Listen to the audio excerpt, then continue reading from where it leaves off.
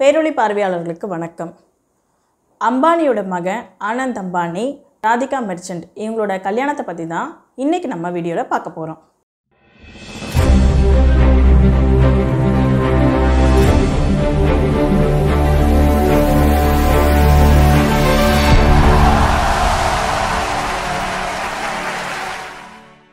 அம்பானியோட மகன் ஆனந்த் அம்பானியோட கல்யாணம் மார்ச் மாதத்துலேருந்தே களை கட்டிடுச்சு. இந்தியாவில் வேறு பேச்சே கிடையாது. மார்ச் மாதத்துலேருந்து இப்போது ஜூலை 12 தான் அவங்களுக்கு கல்யாணம் முடிஞ்சிச்சு. அதுக்கு முன்னாடி அவங்க ப்ரீ வெட்டிங் அது இதுன்னு பண்ணாங்க. அப்பையிலேருந்தே இந்தியா முழுக்க ஆனந்த் அம்பானியோட கல்யாணம் பேசப்பட்டுக்கிட்டே இருந்தது. இந்தியா முழுக்க மட்டும் இல்லை, இந்தியாவை தாண்டி உலக நாடுகள்லேயும் பேசப்பட்டுச்சு. ஏன்னா உலகத்தில் இருக்கிற அனைத்து செலிப்ரிட்டிஸும் திரைத்துறையை சார்ந்தவங்க மட்டும் கிடையாது, பெரிய பெரிய பிஸ்னஸ்மேனு, அதிபர்கள், பல நாட்டோட அதிபர்கள், நம்ம நாட்டோட பிரதமர் இப்படின்னு பல பேர், அதாவது எண்ணில் அடங்காத பேர், அவங்களுக்குலாம் எப்படி பாதுகாப்பு கொடுக்கறதுனே தெரியாத அளவுக்கு, அவங்களுக்கு எத்தனை லட்சம் பேரை பாதுகாப்புக்கு போடுறதுனே தெரியாத அளவுக்கு அவ்வளோ பிரபலங்கள் இந்தியாவில் மும்பையில் முகாமிட்டு இருந்தாங்க கடந்த மார்ச்லேருந்து ஜூலை மாதம் வரைக்கும். ஸோ அந்த அளவுக்கு பெருசாக நடந்த கல்யாணத்தை பற்றி, அதில் என்னென்ன, அதனால மக்களுக்கு என்ன பயன் அப்படிங்கிறத பற்றி நம்ம பேசலாம்.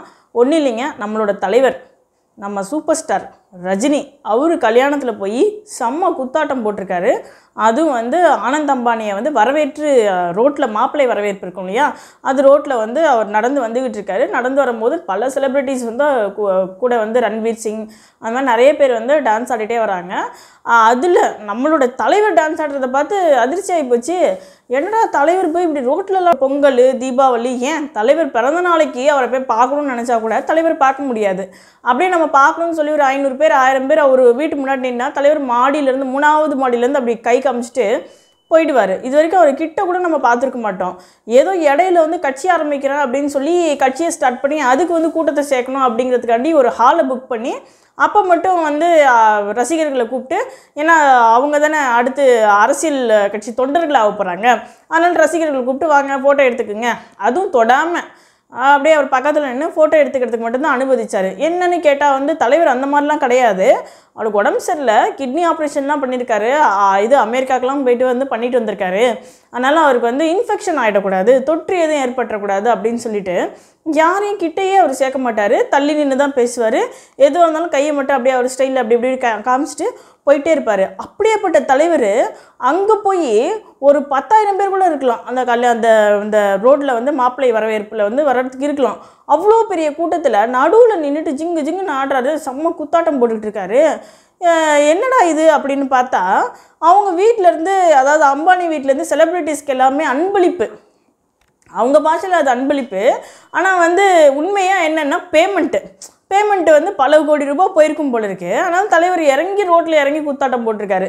இதை முன்னாடியே தலைவர் நம்மக்கிட்ட சொல்லியிருந்தா நம்ம எவ்வளோ தலைவர் பேமெண்ட்டு அப்படின்னு கேட்டிருந்தோம்னா, ஒரு 2 கோடி வேணும் 3 கோடி வேணும்னா நம்ம எப்படியாவது அரேஞ்ச் பண்ணி நம்ம ரசிகர்களோ ஒரு 100 ரூபாய் போட்டு கூட பல கோடி ரூபாயை சேர்த்து என் வீட்டு கல்யாணத்தில் ஆட்டு போப்பா, இல்லை எங்கள் ஆயா செத்து போச்சு ஒரு குத்தாட்டம் போட்டு போப்பா அப்படின்னு தலைவர் இட்டுன்னு நம்ம அப்படியே ஆடிட்டு இருக்கலாம். ஆனால் பாருங்கள், இது தலைவர் முன்னாடியே நம்மக்கிட்ட சொல்லாமல் பூடகமாக இருந்துட்டார். இன்றைக்கி தான் தெரியுது நம்மளுக்கு ஆனந்த் அம்பானி நிகழ்ச்சியில் தலைவர் ரோட்லலாம் ஆடுவார் அப்படின்னு. அந்த அளவுக்கு விமர்சையாக நடந்தது திருமணம். தலைவர் மட்டும் இல்லை, இங்கே நம்ம தூக்கி கொண்டாடிக்கிட்டு இருக்கோம். தலைனா வெயிட்டு, தலை அவ்வளோதான், தலை யாருக்குமே பண்ணியாது. யார்? நம்ம தலை தோனி தான், சிங்கம் மாதிரி வரும், சூப்பர் கிங்ஸ் அப்படி இப்படின்னு. அந்த கிங்கு கூட அங்கே போய் தான் உட்காந்துக்குது. ஏன்னா அவங்க டீம்லலாம் ஆடுறாரா என்னவோ தெரில. அந்த மாதிரி நிறைய பேர் திரைப்பட நடிகர்கள் மட்டும் இல்லை, விளையாட்டு வீரர்கள், சச்சின் டெண்டுல்கர்லேருந்து அவங்க ஒய்ஃபு, அவங்க பிள்ளை குட்டி, ஒன்று விட்டு சித்தப்பா மாதிரிலாம் கூட போயிருப்பாங்க போல இருக்குது. இதில் நம்ம அட்லி பந்தகால் நடுறதுக்கு முன்னாடியே போயிட்டுருப்பார் போல இருக்குது. பத்திரிக்கையும் அவங்க ஆனந்த் அம்பானி, ராதிகா மெர்ச்சன்ட் அடிக்கிறதுக்கு முன்னாடியே அட்லி அவங்க வீட்டு வாசலில் இருப்பார் போல இருக்குது. அவரும் ஒரு பொண்டாட்டியும் ஒவ்வொரு நிமிஷத்துக்கு ஒவ்வொரு ட்ரெஸ்ஸு கலர் கலராக மாற்றிட்டு ஃபோட்டோஸ் கொடுத்துக்கிட்டு இருக்காங்க. இதை தவிர்த்து நடிகர்கள், அட்லியோட ஒய்ஃபு உட்பட நடிகைகளுக்கு எல்லாத்துக்குமே ஒரு லெகங்கா சப்ளை பண்ணியிருப்பார் போல இருக்குது ஆனந்த் அம்பானி. அந்த லெஹங்காவில் வந்து வெறும் ஸ்கர்ட் மட்டும்தான், அதாவது லாங் ஸ்கர்ட், லெஹங்காவோட லாங் ஸ்கர்ட் போட்டுக்கிறது. மேலே வந்து நம்ம யூஸ்வலாக போடுற தாவாணி இல்லாமல் வெறும் ப்ளவுஸ் மட்டும் போட்டுட்டு, ப்ளவுஸ் பின்னாடி வந்து ஆனந்த் படை அப்படின்னு இங்கிலீஷில் வந்து எழுதியிருக்கிறது. எல்லாருமே கேர்ள்ஸ் எல்லாருமே, அதாவது நடிகைகள் எல்லாருமே இப்படி எழுதிட்டு அது பின்னாடி திரும்பி திரும்பி போஸ்ட் கொடுக்குறது. அந்த அளவுக்கு வந்து எல்லாருக்குமே வந்து பணம் செம்மையாக விளையாண்டுருக்கு. யார் யாருக்கெல்லாம் வந்து பணம் வந்து இவ்வளோ அவ்வளோன்னு கிடையாது, எவ்வளோ கொடுக்கணுன்னே தெரியாத அளவுக்கு கொடுத்துருப்பாங்க போல இருக்குது. சரி, இது அவர் வீட்டு கல்யாணம், அவர் விமர்சையாக கொண்டாடுறாரு, அவர் பெரிய பிஸ்னஸ்மேன், அவர் பையனுக்கு தானே கொண்டாடுறாரு. அவர் பையனுக்கு துணை மாப்பிள்ளையாக வந்தவங்க அல்லது துணை மாப்பிள்ளையாக வந்தவங்க யாருன்னா நடிகர்கள் தான், பாலிவுட் நடிகர்கள் தான் துணை மாப்பிள்ளையாக வந்தது. அதுக்கப்புறம் ஆனந்த் அம்பானிக்குன்னு சில ஃப்ரெண்ட்ஸ் இருப்பாங்கள்ல, ஸ்கூல் மேட்ஸு காலேஜ் மேட்ஸுன்ட்டு, அந்த மாதிரி ஒரு 4 ஃப்ரெண்ட்ஸு, இவங்களுக்கெல்லாம் சேர்த்து எல்லாத்துக்குமே ஒவ்வொருத்தவங்களுக்கும் அதுவும் பரிசுன்னு தான் சொல்கிறாங்க. பாலிவுட் நடிகர்களுக்கு அது பேமெண்ட்டாக கூட இருக்கலாம். ஒவ்வொருத்தருக்கும் 2 கோடி ரூபாய்க்கு வந்து வாட்ச் கொடுத்துருக்காங்க. இதெல்லாம் சரி, அவர் வீட்டு கல்யாணம்ப்பா, அவர் பையன்ப்பா, அவர் காசுப்பா, அவர் கொடுக்குறாருப்பா, உங்களுக்கு என்ன நம்ம கேட்கலாம். ஆனால் என்ன பிரச்சனை அப்படின்னா, இந்தியாவில் பல பிஸ்னஸ் இருக்குது. அதில் எந்த பிஸ்னஸ் தான் வந்து அம்பானி வந்து பண்ணுறாருனே கிடையாது. எண்ணிலடங்கா பிஸ்னஸை பண்ணுறாரு. இது எப்படி வந்து மக்களை பாதிச்சிருக்கு அப்படின்னா, இன்றைக்கி ரிலையன்ஸ்னு ஒன்று இருக்குது. ரிலையன்ஸுக்குள்ளே போனீங்கன்னா உங்களுக்கு காய்கறியிலேருந்து பழம்லேருந்து எல்லாமே விற்கிது. அதாவது 1 ரூபாய்க்கு தரோம், 2 ரூபாய்க்கு தரோன்னு ஃபஸ்ட்டு வந்து விளம்பரம் பண்ணாங்க. விளம்பரம் பண்ணி ரிலையன்ஸை ஃபுல்லாத்தையும் கூட்டினாங்க, நாடு முழுக்க கூட்டிட்டாங்க. கூட்டிகிட்டு உள்ளே போனோன்னே இப்போ ஃபிக்ஸட் ரேட்டு. அந்த காய் எப்போ வந்து சந்தையிலேருந்து விவசாயிகள்கிட்டேருந்து வாங்கியிருப்பாங்களா இல்லை புரோக்கர்கிட்டேருந்து வாங்கியிருப்பாங்களா அதெல்லாம் நம்மளுக்கு தெரியாது. எப்போயாவது வாங்கிட்டு வர வேண்டியது, அதை பேக் பண்ணி ஏசிக்குள்ளே போட்டுற வேண்டியது, ஃபிக்ஸட் ரேட்டு. இப்போ நம்ம வந்து கோயம்பேடு மார்க்கெட்டுக்கு போனாலும் அல்லது நம்ம வீட்டு தெருவில் தள்ளு வண்டியில் தள்ளிட்டு வரவர் இருக்கார்ல, அவர்கிட்ட பார்த்தீங்கன்னா ஒரு நாளைக்கு ஒரு ரேட் இருக்கும். நேற்றுக்கு 20 ரூபா இருந்தது, நாளைக்கு வந்து 30 ரூபா இருக்கும். இன்றைக்கி 30 ரூபா இருக்கிறது நாளைக்கு 25 ரூபா இருக்கும். அப்படி வந்து கூட்டுறது குறையிடுதுன்னு இருக்கும். ஏன்னா ரேட் வந்து ஒவ்வொரு நாளைக்கு ஒவ்வொரு மாதிரி. சந்தையில் விவசாயிகளுக்கு வந்து எப்படி வந்து சந்தையில் போடுறாங்களோ, எப்படி வந்து வாங்குறாங்களோ அதுக்கேற்ற மாதிரி தான் விலை வைப்பாங்க. ஆனால் ரிலையன்ஸில் 70 ரூபான்னா 2 வாரமானாலும் அது 70 ரூபா தான், அதை குறைக்கவே மாட்டாங்க. இந்த மாதிரி சிறு குறு விவசாயிகள் இருக்காங்க இல்லையா, சிறு குறு வியாபாரிகள் இருக்காங்க இல்லையா, இவங்க வயிற்றுலலாம் அடித்து ஊரில் இருக்கிறது எல்லாரையும் வந்து வாழ விடாமல் பண்ணி ரிலையன்ஸ் ஓப்பன் பண்ணாங்க. இப்போ வந்து அதுக்கப்புறம் ஜியோ பார்த்திங்கன்னா, இப்போ நம்மளுக்கு ஆஸ் ஏ கஸ்டமராக ஒரு நுகர்வோராக நம்மளுக்கு வந்து ஒரு 4-5 சிம் இருந்துச்சுன்னா அந்த 4-5 சிம்மில் ஏதோ ஒரு சிம்மை வந்து நம்ம வாங்குவோம். முன்னாடிலாம் வந்து ஏர்செல் இருந்தது, வோடஃபோன் இருந்தது, ஏர்டெல் இருந்தது, அதுக்கப்புறம் ஜியோ இருந்தது. இப்போ பார்த்திங்கன்னா ஏர்டெல் மட்டும்தான் இருக்குது லைவில். ஆனால் ஜியோ தான். அதுவும் வந்து இப்போ கிராமப்புறத்துக்குலாம் போய்ட்டால் ஏர்டெல்லாம் கிடையாது. குக்கிராமத்தில் கூட ஜியோவோட இந்த டவரை வந்து இறக்கி வச்சுட்டோம்ல. மலை கிளன் எங்கேனாலும் அங்கே வந்து மக்கள் வாழ்கிறாங்களோ இல்லையோ ஜியோ டவர் இருக்கும். அந்த அளவுக்கு ஜியோ வந்து கிடைக்கிற அளவுக்கு அரசாங்கத்தை கையில் போட்டுக்கிட்டு எல்லா இடத்துலையும் வந்து ஜியோ டவரை இறக்கி நாடு முழுக்க ஜியோ வந்து ஃபேமஸ் பண்ணிவிட்டு இந்த சலுகை தரேன் அந்த சலுகை தரேன்னு சொல்லி மார்க்கெட்டில் மற்ற கம்பெனிஸை வந்து அடித்து நொறுக்கிட்டு இப்போ வந்து ஜியோவோட விலையை கூட்டிட்டாப்புல. ஜியோட எல்லா பிளான்ஸோட விலையும் இப்போ அவங்க பையன் கல்யாணத்தை ஒட்டி 2 நாளைக்கு முன்னாடியே எல்லாத்தையும் வந்து கூட்டிட்டாப்புல. இன்னும் போக போக கூட்டிகிட்டே தான் இருப்பார். ஏன்னா வந்து மார்க்கெட்டில் வேறு ஆட்களே கிடையாது. இது வந்து பிஸ்னஸ் தனம் கிடையாது, இது வந்து தந்திரம், இது வந்து நரித்தனம். இது இப்படி ஆட்கள் எல்லாத்தையும் அழித்து மக்களுக்கு வந்து எந்தவித பயனும் இல்லாமல் மக்களோட பணத்தெல்லாம் சுரண்டுற ஒரு நரி தந்திரம். இது வந்து ரத்த வேட்டைன்னு கூட சொல்லலாம். அது மாதிரி ரத்த வேட்டைன்னு சொல்லுவாங்களா, அந்த மாதிரி இது ஒரு பண வேட்டை. இப்படி தான் புடுங்கியிருக்காரு இவர். இது போக இப்போ அவர் கல்யாணத்தில் என்னென்ன கூத்துனா, குஜராத்தில் ஜாம்நகர்னு ஒரு நகர் இருக்குது. அது ஒரு சின்ன ஒரு ஏரியா தான். அங்கே வந்து ஒரு டொமஸ்டிக் ஏர்போர்ட் இருக்குது. அந்த ஏர்போர்ட்டை பார்த்தீங்கன்னா இவங்க கல்யாணத்துக்காக அது திடீர்னு ஒரு கல்யாணம் வரைக்கும் இன்டர்நேஷ்னல் ஏர்போர்ட்டாக அறிவிச்சிட்டாங்க. ஏன்னா இன்டர்நேஷ்னல்லேருந்து நிறைய வந்து செலிப்ரிட்டிஸ்லாம் வரப்போகிறாங்களாம். அவங்க நேராக மும்பைக்கு வந்துட்டு திருப்பி வந்து குஜராத்துக்கு அவங்க நிச்சயதார்த்தம் வந்து ப்ரீ வெட்டிங்லாம் அங்கே தான் நடந்தது. அங்கே வரணுன்னா கஷ்டமாக இருக்கும் அப்படின்னு சொல்லிட்டு நேராக ஜாம்நகருக்கே வந்து இறங்கிடணும்னு சொல்லிட்டு ஒரு சாதாரண ஒரு டொமஸ்டிக் ஏர்போர்ட்டையே இன்டர்நேஷ்னல் ஏர்போர்ட்டையாக மாற்றிட்டாங்க. இதுக்கெல்லாம் யார் அதிகாரம் கொடுத்தது? சென்ட்ரல் கவர்மெண்ட்டோட பெர்மிஷன் இல்லாமல் அது பண்ண முடியுமா? அவர் தோஸ்தி யார்? நம்ம ஜி தானே. இந்த ஏர்போர்ட் என்னையா ஊரில் இருக்கிறது எதை வேணாலும் மாற்றியா? ரயில்வே ஸ்டேஷன் உனக்கு இன்டர்நேஷ்னலாக மாத்திரமா மாற்றி தரேன்னு சொல்லியிருப்பார் போல இருக்குது. அந்த மாதிரி அந்த சின்ன ஏர்போர்ட்டை வந்து ஒரு இன்டர்நேஷ்னல் ஏர்போர்ட்டாக மாற்றிட்டாரு. ஆனால் நம்ம ஊரில் சென்னை ஏர்போர்ட்டாக இருக்கட்டும், இல்லை இந்தியாவில் பல ஏர்போர்ட் இருக்குது. எத்தனை முறை இடிஞ்சு விழுந்திருக்கு, எத்தனை முறை கூரை வந்து பெய்ந்து விழுந்திருக்கு அப்படின்னு நம்ம கணக்கிட்டு இருப்போம். நியூஸ்லலாம் கூட இது 68வது முறையாக சென்னை ஏர்போர்ட் இடிந்து விழுந்தது அப்படின்லாம் வந்து சொல்லிக்கிட்டு இருப்பாங்க. மாநில அரசுகள் எல்லாருமே வந்து இந்திய அரசுக்கிட்ட வந்து இந்த ஏர்போர்ட்டை கொஞ்சம் சீர் செஞ்சு கொடுங்க, அதுக்கு வந்து நிதி ஒதுக்குங்கன்னு கேட்பாங்க. ஆனால் அதெல்லாம் காதிலே வாங்கிக்க மாட்டாங்க. அம்பானி கேட்டால் உடனே வந்து அந்த அந்த லோக்கல், அதாவது டொமஸ்டிக் ஏர்போர்ட்டு கூட இன்டர்நேஷ்னல் ஏர்போர்ட்டாக மாறிடும். ஏன்னா நாட்டில் வந்து பிரதமர் மோடி வந்து ஆட்சி செய்யலை, அம்பானி தான் ஆட்சி செய்கிறாரு. ஏன்னா இது ஜனநாயக நாடு கிடையாது, மன்னர் ஆட்சி நாடு. அதனால் அம்பானி கட்டளை போட்டாருன்னா டக்குன்னு வந்து அது மாறிடும். மக்களை பற்றிலாம் அவங்களுக்கு எந்த கவலையும் கிடையாது. இது இந்த மாதிரி இருக்கும்போது அந்த குறிப்பாக அவங்களோட அந்த நிச்சயதார்த்தம் எங்கே நடந்தது அப்படின்னா ஒரு காட்டில் நடந்தது. அந்த காட்டை உருவாக்குனது யாருன்னா இவரே தான், அம்பானியே தான். காடெல்லாம் வந்து இன்னைக்கு காலகட்டத்தில் வந்து எல்லாமே அழிஞ்சு போச்சாமா. அதனால் மிருகங்களுக்கு வந்து அவர் சேவை செய்கிறாராமா. ஆனால் ஒரு காடையும் உருவாக்கி வச்சுருக்காரு. அந்த காட்டில் யானைகள், நிறைய பறவைகள், அப்புறம் புலிகள், இதை மாதிரி நிறைய வந்து எதெல்லாம் வந்து வைல்ட் அனிமல்ஸாக இருக்கோ அது எல்லாமே அந்த காட்டில் இருக்குது. அந்த காட்டை பராமரிக்கிறதுக்குன்னு ஆட்கள் போட்டிருக்காங்க. அந்த காட்டில் என்னென்ன மிருகங்கள்லாம் இருக்கணும் அப்படிங்கிறது வந்து ஆனந்த் அம்பானி தான் டிசைட் பண்ணுவார். ஏன்னா அவருக்கு பிடித்த மிருகங்கள் எல்லாத்தையுமே அவர் வந்து வச்சுருக்காரு. அவரும் போய் விசிட்லாம் பண்ணிட்டு வருவாராம் அந்த காட்டில். இந்த காட்டில் தான் வந்து அவங்களுக்கு வந்து நிச்சயதார்த்தம் நடந்தது. இதில் என்ன கூத்துன்னா ஊரில் இருக்க எல்லா காட்டையும் அழித்ததே அம்பானி தான். எங்கெங்கெல்லாம் சுரங்கம் இருக்குது, எங்கெங்கெல்லாம் வந்து கிரனைட் இருக்குது அப்படின்னு சொல்லி அந்த ஊரில் இருக்கிற, அதாவது குஜராத்தில், ஜார்க்கண்டில், இப்படி நார்த்தில் இருக்கிற எல்லா ஊரையும் சுற்றி வளைச்சி நோண்டி அதில் இருக்கிற களிம வளர்கள் எல்லாத்தையும் அழித்ததே இவர் தான். இவருக்கு பர்மிஷன் கொடுக்கறது நம்ம அரசும் தான். அதுக்கு முன்னாடியே பல அரசுகள் கொடுத்துருக்கோம். அது அவங்க அப்பா இருந்த காலகட்டங்களில் கூட நடந்திருக்கும். அதனால தான் இந்த அளவுக்கு அவங்க பெரிய பணக்காரர்களாக இருக்காங்க.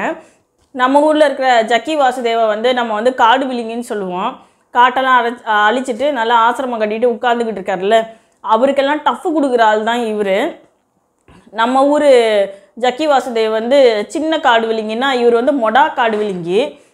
அவர் வந்து தமிழ்நாட்டில் மட்டும்தான் இப்போ தான் முழுங்கியிருக்காரு. போக போக அவருக்கும் இப்போ அரசோட ஆதரவுலாம் வர்றதுனால போக போக இந்தியாவில் இருக்க மற்ற எல்லா இடத்துலையும் விழுங்கிறதுக்கு போயிடுவார். ஆனால் அவர் விழுங்கிறதுக்குள்ளேயுமே அம்பானி பாதி இடத்த விழுங்கிட்டு இப்போ புதுசாக உருவாக்கி வச்சுருக்காராம். அங்கே தான் ஒரு பையனுக்கு வந்து நிச்சயதார்த்தம் நடந்து முடிஞ்சிச்சு. சரி, நிச்சயதார்த்தம் தான் நடந்து முடிஞ்சிருச்சு. அடுத்து கல்யாணம் அதை விட என்னென்னா மும்பைங்கிறது ஒரு பெரிய சிட்டி, இந்தியாவிலே ஒரு பெரிய நகரமும் கூட. அந்த சிட்டியை இவங்க கல்யாணத்துக்காக இன்றைக்கி வந்து பிளாக் பண்ணியிருக்காங்க. என்னென்னா உலகத்தில் இருக்கிற பெரிய பெரிய பணக்காரர்கள், பெரிய பெரிய தலைவர்கள்லாம் அந்த கல்யாணத்துக்கு வராங்களாம். அதனால் வந்து இது வந்து பப்ளிக் ஈவெண்ட்டாக. இது எப்படி பப்ளிக் ஈவெண்ட்டாக இருக்க முடியும்? உங்கள் மகன் கல்யாணத்தை எங்கள் தலையில் எதுக்கு எழுத பார்க்குறீங்க? இந்த மும்பையில் இருக்கவங்க யாரும் இப்போ வந்து வெளியிலையும் போக முடியாது, உள்ளேயும் வர முடியாது. ஒரு நல்லது கேட்டது நடக்குது மும்பைக்குள்ளே. அவங்களோட சொந்தக்காரங்க வெளியிலேருந்து அவங்க வீட்டுக்கு வர முடியாது. அல்லது வெளியில் அவங்க சொந்தக்காரங்களுக்கு ஏதோ ஒரு நல்லது கிட்ட நடக்குது, மும்பையிலேருந்து அவங்களால வெளியில் போக முடியாதுங்க. இந்த 40 நாளும் அப்படி தாங்க இருந்துச்சு மும்பை. இல்லை இன்னொன்று வேறு, இவரோட தாராள மனசுக்கு எப்படி பாராட்டுவாங்கன்னா, இவர் வந்து இந்த 40 நாள் கல்யாணத்தில் மக்களுக்கு வந்து 3 வேளையும் சாப்பாடு போட்டாராம். ஒரு நாளைக்கு 9000 பேர் வந்து சாப்பிட்டாங்களாம். யார் வீட்டு காசு? மும்பையை பிளாக் பண்ணிடுவேன், காட்டை விழுங்கிடுவேன், ஜாம்நகர் ஏர்போர்ட்டை வந்து இன்டர்நேஷ்னல் ஏர்போர்ட்டாக மாற்றிடுவேன். இப்படி ஊரில் இருக்கிற எல்லாமே வந்து மக்களுக்கு பயன்பாட்டில், மக்களோட வரிப்பணத்தில் இயங்கிறது எல்லாத்தையுமே என்னமோ அம்பானியோட குடும்பம் மட்டும்தான் இதெல்லாம் வந்து வாங்கின மாதிரியும் செஞ்ச மாதிரியும் இதெல்லாம் அவர் மட்டுமே உரிமை கொண்டாடுவார். ஒன்றும் இல்லைங்க, நம்ம வீட்டில் ஒரு கல்யாணம், நம்ம வீட்டுக்கு ஒரு 500 பேர் வராங்க, அந்த தெருவை மட்டும் நாங்கள் பிளாக் பண்ணிக்கிறோம்னு சொன்னால் சும்மா இருப்பாங்களா? சும்மா இருக்க மாட்டாங்க தானே. அலோவ் பண்ணுவாங்களா? கவர்மெண்ட் அலோவ் பண்ணுமா? கவர்மெண்ட் பர்மிஷன் கொடுக்குமா? முதல்ல கவர்மெண்ட் கிட்ட நம்மளால் கேட்க முடியுமா? அப்போ அம்பானியால் மட்டும் கேட்க முடியுதுன்னா என்ன அர்த்தம்? அம்பானி அரசோட கைக்கூலியில், அரசு அம்பானியோட கைக்கூலி. அம்பானி என்ன சொல்கிறாரோ அதை தான் அரசு கேட்கும். நான் முன்னாடி சொன்ன மாதிரி ஜனநாயக நாடு நம்ம தான் சொல்லிக்கிட்டு இருக்கோம். ஆனால் அம்பானி அவர் கல்யாணத்து மூலயமா என்ன நிரூபிச்சிருக்காருன்னா, இது ஜனநாயக நாடு கிடையாது, இது மன்னர் ஆட்சி, இது அம்பானியோட நாடுன்னு நிரூபிச்சிருக்காரு. ஆனால் இந்த நாட்டிலையும் சில பேர் இருக்காங்க, இந்த மாதிரி நடிகைகள் மத்தியிலையும் சில நடிகைகள்லாம் வந்து சுயமரியாதையோடு இருக்காங்க. அப்படி தான் டாப்ஸி அவங்க என்ன சொல்லியிருக்காங்கன்னா, அம்பானின்னு ஒருத்தங்க யாருன்னே எனக்கு தெரியாது, அவன் கல்யாணத்துக்கு போனியா இல்லையான்னு என்னையா கேள்வி கேட்குற? எனக்கு 1008 வேலை இருக்குது, யாருன்னே தெரியாத வீட்டு கல்யாணத்துக்கு நீ போவியான்னு ஒரு கேள்வியை கேட்டு சுயமரியாதையோட ஒரு பதில் சொல்லியிருக்காங்க. இந்த மாதிரி சினிமா துறையிலையும் ஆட்கள் இருக்காங்க. ஆக இந்த அம்பானியோட கல்யாணம் மொத்தத்திலேயே மக்களுக்கு மேலே திணிக்கப்படுற ஒரு சுமை தான். இது வந்து ஒரு மிடில் கிளாஸாக இருக்கவங்க ஏற்கனவே வந்து கல்யாணத்துக்காக படாத பாடுபடுறாங்க. ஒரு பொண்ணுக்கு கல்யாணம்லாம் இப்போல்லாம் வந்து 10 லட்சம் வேணும், 20 லட்சம் வேணும், ஏன்னா செலவு பண்ணுறதுக்கு. அதனால் கல்யாணம் கூட லேட் ஆகுது. எப்படி நம்மளால் அப்படி அந்த மாதிரி ஒரு கல்ச்சர் உருவாக்கிட்டு வருது. எப்படி நம்மளால் வந்து சும்மா எப்படி நம்ம கல்யாணம் பண்ணுற முடியும்? சும்மா எப்படி ஒரு 3 லட்சத்தை எப்படி கல்யாணம் பண்ண முடியும்? ஒரு ஆடம்பரமாக இருக்க வேண்டாமா? நார்மலாக இருக்கக்கூடிய சாதாரண வீடுகள்லையே, ஏழை வீடுகளாக இருக்கட்டும், அல்லது மிடில் கிளாஸாக இருக்கட்டும், அல்லது அப்பர் மிடில் கிளாஸாக இருக்கட்டும், இப்போ இந்த மாதிரி கல்ச்சரில் உழன்று வந்துக்கிட்டு இருக்காங்க. ஏன்னா இது ஒரு மார்க்கெட் உருவாக்குது. இப்படிலாம் நீ பண்ணாதான் உனக்கு கௌரவம் அப்படின்னு கல்யாணத்துலேயே ஒரு மார்க்கெட்டு உருவாக்கி நம்ம மேலே திணிக்கிறாங்க. அப்படி இருக்கக்குள்ள இந்த மாதிரி பணக்காரர்கள் இந்த மாதிரி செய்யும் போது, இந்த மாதிரி பிரம்மாண்டமாக நாங்கள் செய்கிறோம் எங்கள் கல்யாணத்தில் பற்றி, அந்த பொண்ணோட புடவை, கல்யாண பொண்ணோட புடவை நான் ஏதோ லட்சக்கணக்கில் இருக்கும்ன்ட்டு கீழே பார்த்துக்கிட்டு இருக்கேன். கோடியாக அந்த பொண்ணு கட்டியிருக்க புடவை வந்து கோடி கணக்கில், அது என்னமோ 100 கோடி 50 கோடின்னு போடுறாங்க. மாப்பிள்ளையோட வாட்ச் மட்டுமே 430 கோடியாம். மாப்பிள்ளை போட்டிருக்க வாட்ச்சு, ஆனந்த் அம்பானி போட்டிருக்க வாட்ச்சு. இதெல்லாம் பார்க்கும்போது ஏற்கனவே நம்ம மேலே திணிக்கக்கூடிய இந்த மார்க்கெட்டிங் இருக்கு இல்லையா? இவ்வளோ செலவு பண்ணணும், மண்டபத்துக்கு இவ்வளோ கொடுக்கணும், இவ்வளோ புடவுக்கு செலவு பண்ணணும், அலங்காரத்துக்கு இவ்வளோ செலவு பண்ணணும், இதெல்லாம் பண்ணாதான் அழகு, இதெல்லாம் பண்ணாதான் கௌரவம்னு ஏற்கனவே அவங்க க்ரியேட் பண்ணி வச்சுருக்கிறதுல இது மேலும் நம்மளுக்கு அழுத்தத்தை கொடுத்து மக்கள் இன்னும் சின்ன பின்னமாக்குற செயல் தான் இது. இந்திய அரசு உண்மையிலேயே மக்கள் மேலே அன்பு வச்சுருந்தா, மக்கள் மேலே அக்கறை வச்சுருந்தா இந்த கல்யாணத்தை தடை பண்ணி இருந்திருக்கணும். இப்படிலாம் நடத்தக்கூடாது. எதுவாக இருந்தாலும் உன் வீட்டில் நடத்திக்கோ, அல்லது உனக்குன்னு ஒரு மண்டபத்தை பிடிச்சி அங்கே நடத்திக்கோ. இந்த பொம்மையெல்லாம் பிளாக் பண்ணுறது அதெல்லாம் கூடாதுன்னு சொல்லியிருக்கணும். ஆனால் மக்களோட அரசு கிடையாது இது அம்பானியோட அரசுங்கிறதுனால தான் நம்ம நாட்டையே அவங்க பிளாக் பண்ணி அவங்க திருமணத்தை அவங்க நடத்தியிருக்காங்க. இது எவ்வளோ பெரிய வெட்கக்கேடான ஒரு விஷயம்.